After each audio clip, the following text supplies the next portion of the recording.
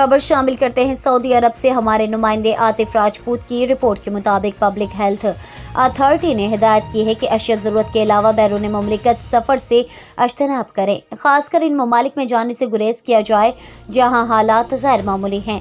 Saudi खबर रिसां agency SPA ने वज़ारत सेहत के इदारा उमूर सेहत की जानिब से जारी बयान के हवाले से मज़ीद कहा है कि इन दिनों दुनिया के बेशतर ममालिक में कोरोना केसेस में इजाफा रिकॉर्ड किया जा रहा है। खासकर कोरोना की नई तब्दील होने वाली शक्ल ओमिक्रॉन बेशतर ममालिक में तेज़ी से फैल रही है, जिसकी वजह से मुतादिद ममालिक में दोबारा समाजी प्रोग्रामों को महदूद करते हुए मुतादिद पाबंदियाँ आयद की जा रही हैं।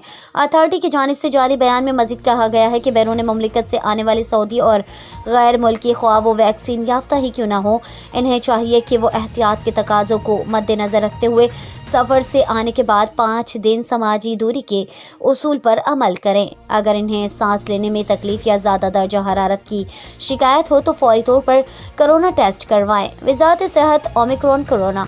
Report Atif Rajput, Focus News, Saudi अरब।